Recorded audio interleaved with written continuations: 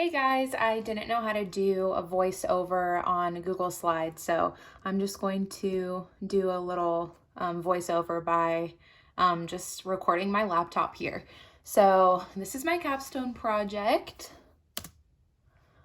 So my patient, her initial appointment, she is ASA2. The systemic condition she has that qualified her for this is she has high blood pressure and a history of thyroid cancer.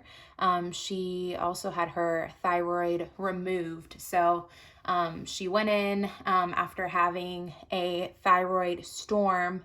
And when they removed her thyroid, they realized that there was cancer in it. So she didn't necessarily know that she had cancer until after it was removed.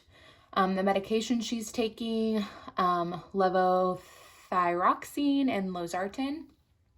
Her vitals were in normal limits and she didn't have any chief complaints. She had just called and said that she needed a cleaning and it had been a while. She needed a deep cleaning. So more about the medication she's taking. The levothyroxine is a hormone given to treat hypothyroidism. It can also treat an enlarged thyroid gland and thyroid cancer. The side effects include excessive sweating, headache, hyperactivity, anxiety, diarrhea, vomiting, and xerostomia, which we'll talk more about later. And then the losartan is an antihypertensive drug given to treat high blood pressure. It can reduce the risk of stroke in patients with high blood pressure and an enlarged heart. The side effects include dizziness, muscle cramps, dry cough, and diarrhea. So after her screening, she was a Calc 2 Perio 2. About her gingival conditions that I noted, her gingival margin more than 2 millimeters coronal to the CEJ, red, enlarged with a thickened edge.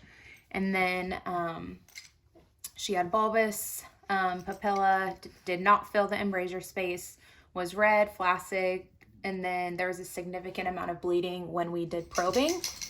Her plaque index was 80%, and then after doing her x-rays, we found there was a moderate amount of horizontal bone loss, and then she also had a lot of previous treatment done as well. Crowns, bridge, root canal. I think there were some extractions as well that had taken place because of decay. And then additional information that's important. The patient experienced a thyroid storm back in 2017 and had the thyroid removed. Like I mentioned, when she had the thyroid storm, they had to remove her thyroid, and that's when they found the cancer. She is a very nutrition conscious person. She doesn't have much sugar at all. She tends to eat pretty healthy. She talked about eating a lot of organic foods. She has her own chickens and she has eggs from those chickens. She brushes her teeth in the morning and rarely flosses. And then she drinks bottled water as well as tap water that does contain fluoride. And then a little bit about hypothyroidism. The common oral findings in hypothyroidism include the characteristics of macroglossia, dysplasia, I think that's how you say it, delayed eruption, poor periodontal health, altered tooth morphology, and delayed wound healing. So just things to keep in mind since this is a condition that she has.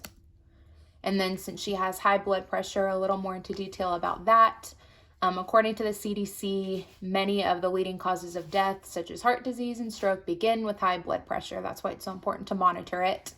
And then if patients have elevated readings and they're already on blood pressure medications, like this patient, she was already on a blood pressure medication, it's important to notify them to return to their physician who may need to adjust their treatment, such as making changes in the dosage or type of medications they are taking to get them to a healthier range.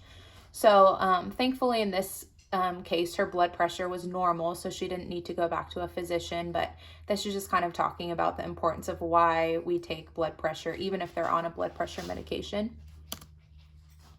Then more about xerostomia. It is reduced salivary flow, which can cause difficulties in tasting, chewing, swallowing, and speaking. It can also increase the chance of developing dental decay, demineralization of teeth, tooth sensitivity, and or oral infections. The goals of treating xerostomia include identifying the possible cause, relieving discomfort, and preventing complications, which could be dental caries and periodontal infections. Xerostomia may be alleviated by use of saliva substitutes, chewing sugar-free gum, and brushing twice a day with a fluoridated toothpaste. My dog is chewing on something. Okay, and then her camera and home care instruction. So there's Harley. She is at moderate risk for decay. Her instructions include brushing twice a day using the modified Bass method and flossing once a day using a C shape. And then I recommended using a mouth rinse to help relieve her dry mouth. So I had her come back for a 4-week follow-up appointment, or she would have come back for a 4-week follow-up appointment, and this is what I would have expected to see. So she would have been a Calc 1 Perio 2, and then just a picture of what it looks like before and what it would hopefully look like afterwards with not much buildup. Her gingival conditions, gingival margin 1 to 2 millimeters coronal to CEJ, pink, fits snug around teeth, it's firm. And then her papilla fills in brazier space, pink, resilient, and no bleeding on probing.